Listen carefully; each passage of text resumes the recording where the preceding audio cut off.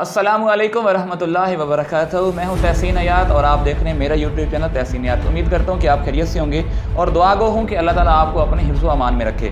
آج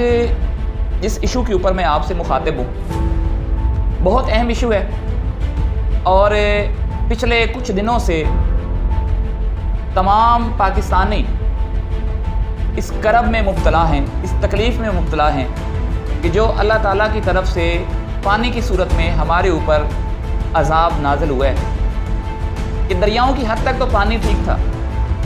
لیکن وہ پانی دریاؤں سے نکل کر جب صحرا کی طرف گیا، میری مراد ڈیرہ غازی خان، تونسا شریف، مظفر گڑھ اور یہ جو سرائکی وسیب کا ایریا آتا ہے وہ ہے، تو وہ پانی ان کے لیے کسی عذاب سے کم نہیں ہے۔ ہنستے بستے گھر، جو لوگ اپنے گھروں میں خشوع و خضوع کے ساتھ، خوشی کے ساتھ زندگی گزار رہے تھے کہ ان کے اوپر پانی کی صورت میں ایک عذاب الہی آیا، ایک امتحان آیا اور شہروں کے شہر صفحہ ہستی سے مٹتے جا رہے ہیں۔ لیکن سوال یہ پیدا ہوتا ہے کہ عذاب ہمارے اوپر کیوں آتے ہیں، یا عذاب الہی ہمارے اوپر کیوں بھیجے جاتے ہیں؟ تو اس کی بھی میں آپ کو بتاتا چلوں کہ 3 واقعات ہمارے پاکستان میں، بلکہ پاکستان کے صوبہ پنجاب کے اندر رونما ہوئے کہ جن واقعات کی وجہ سے انسانیت جو ہے شرما گئی ہے، اور وہ کام جانوروں نے نہیں کیے، وہ کام پرندوں نے نہیں کیے، وہ کام کوئی خلائی مخلوق نے آ کر نہیں کیے، بلکہ وہ کام اس چیز نے کیے ہیں، اس ہستی نے کیے ہیں کہ جس کے بارے میں اللہ تبارک و تعالیٰ نے فرمایا کہ اے مسلمان، میں نے تجھے اشرف المخلوقات پیدا کیا، کہ میں نے تمہیں تمام مخلوقوں سے افضل پیدا کیا، میں نے تمہیں تمام چیزوں سے افضل پیدا کیا۔ فرشتے، جن،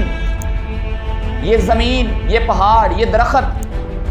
یہ پانی، یہ دودھ، ان تمام تر چیزوں سے رب کہہ رہا ہے کہ اے انسان، میں نے تجھے ان تمام چیزوں سے پاک پیدا کیا ہے اور اشرف المخلوقات پیدا کیا ہے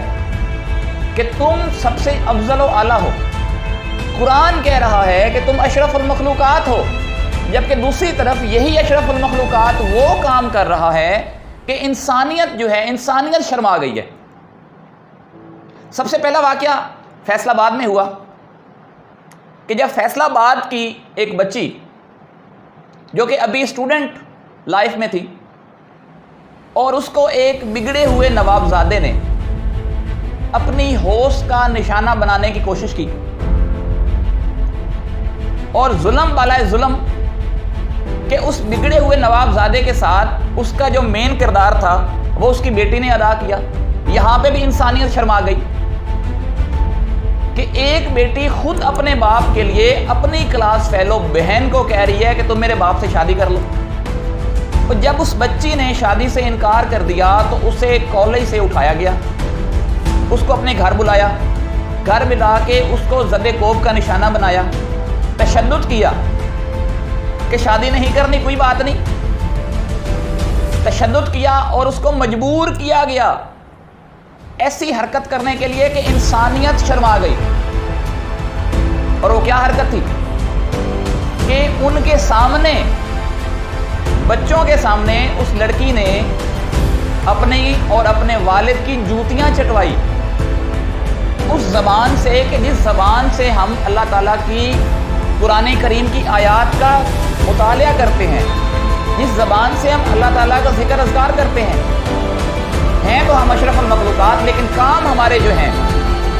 وہ میں کہتا ہوں کہ کوئی مخلوق بھی ایسا کام کرنے کے لیے رضامند نہیں ہوگی۔ اور بچی کے اوپر اتنا ظلم کیا گیا کہ اس کو کہا گیا کہ ہمارے جوتوں کو چاٹنا شروع کر دو۔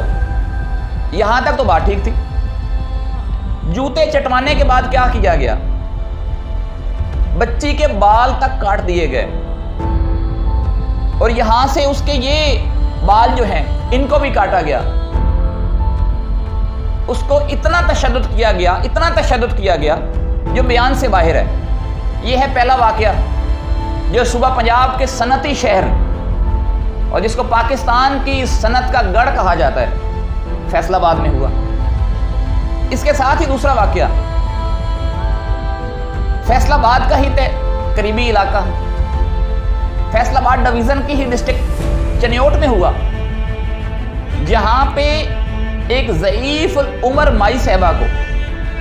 اس کے اپنے پوتوں نے قتل کر دیا صرف زمین کے چکر میں،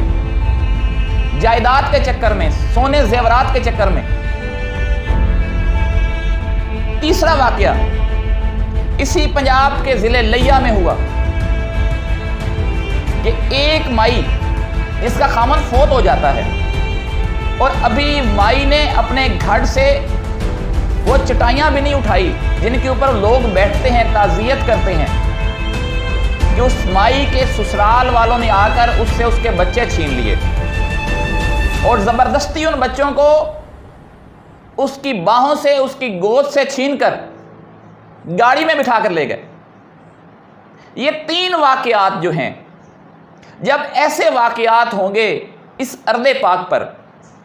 جب ایسے واقعات ہوں گے اس خداداد مملکت پاکستان کے اندر، تو پھر پانی کا عذاب تو بہت کم ہے. پھر ہونا تو یہ چاہیے تھا کہ آسمان سے عذاب الہی نازل ہوتا، لیکن وہ غفور و رحیم ذات جو ہے وہ 70 ماؤں سے زیادہ پیار کرتی. اس ذات نے آسمان سے عذاب نہ بھیجا بلکہ زمین سے ہی عذاب کو تیار کیا اور دکھا دیا کہ میں جو کرنا چاہوں کر سکتا ہوں. اتنا کچھ ہونے کے باوجود میرے پاکستانیوں، ہم نے آج تک نہیں سوچا، ہم نے توجہ ہی نہیں دی. ہم اتنی نفسا نفسی کے عالم میں آگے چلے گئے ہیں کہ ہم نے صرف اتنا دیکھا ہے کہ ہم دنیا میں آئے ہیں اور بس یہ دنیا ہمارے لیے ہی تیار کی گئی ہے. جو لوٹ مار ہم کر سکتے ہیں کر لیں، کوئی پوچھنے والا تو ہے نہیں. لیکن مسلمانوں، آج تو آپ سے کوئی پوچھنے والا نہیں ہے. آج آپ کو کوئی کچھ نہیں کہے گا. آج آپ جو مرضی کر لو، بے شک عزتیں لوٹ لو کسی کی، بے شک بزرگوں کو قتل کر دو، بے شک معصوم بچوں کو ان کی ماؤں سے چھین لو، کوئی نہیں دیکھ رہا. لیکن ایک ذات ہے دیکھنے والی، اور اس ذات کے بھیجے ہوئے کرامن کاتبین لکھ رہے ہیں. صبح سے شام، شام سے رات آپ کو جو میٹر ہے وہ چلتا ہے. آپ کی تمام تر ڈیٹیلز وہاں پہ درج ہوتی ہیں، اور پتہ تو اس وقت چلے گا جب میدان محشر برپا ہوگا، جب حساب و کتاب کی باری آئے گی. تو اس وقت اندازہ لگائیے کہ اس وقت آپ کیا کر سکیں گے سوائے ندامت کے. تو میں آپ سے ہاتھ جوڑ کر یہ اپیل کرتا ہوں کہ ایک طرف تو آپ اپنے آپ کو بہت بڑا پارسا سمجھتے ہیں، اپنے آپ کو بہت بڑا مسلمان کہتے ہیں، اور دوسری طرف تصویر کے دوسرے رخ پر جو آپ کے کام ہیں، جو آپ کے کرتوت ہیں، جو آپ کی سمجھ لیں کہ زندگی کا نظام ہے، اگر خدا تعالیٰ کی ذات چاہے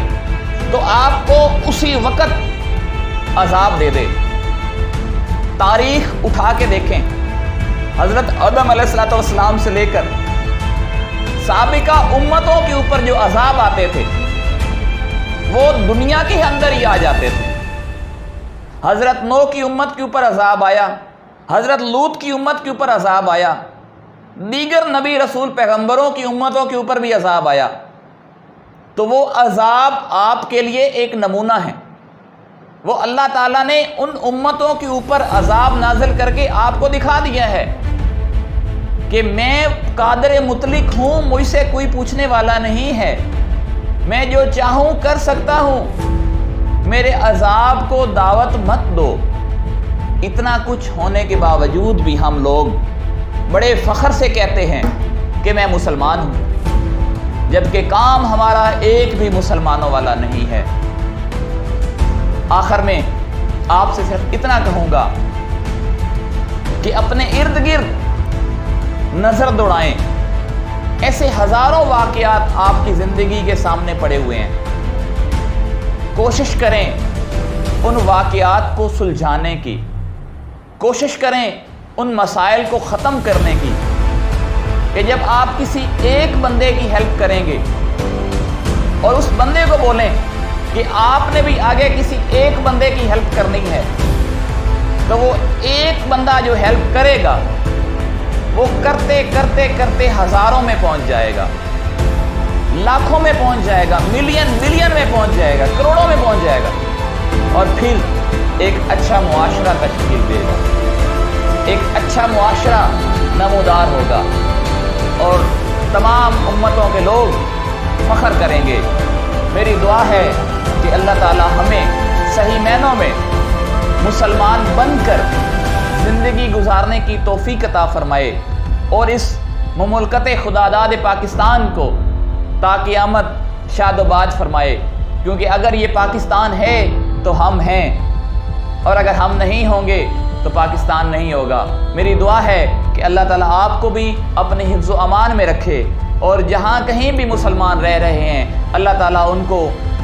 آفات و بلیات سے محفوظ فرمائے، اور جو سیلاب کی صورتحال آج کل چل رہی ہے ہمارے پنجاب کے اندر، ہمارے بلوچستان کے اندر، سندھ کے اندر بھی، اللہ تعالیٰ اس آفات و بلیات سے، اس پریشانی سے بھی ہمارے مسلمان بھائیوں کو، ہماری بہنوں کو، ہمارے معصوم بچوں کو محفوظ فرمائے۔ اپنے دعاؤں میں اپنے بھائی تحسین یاتمان کو رکھیے گا یاد۔ السلام علیکم ورحمۃ اللہ وبرکاتہ۔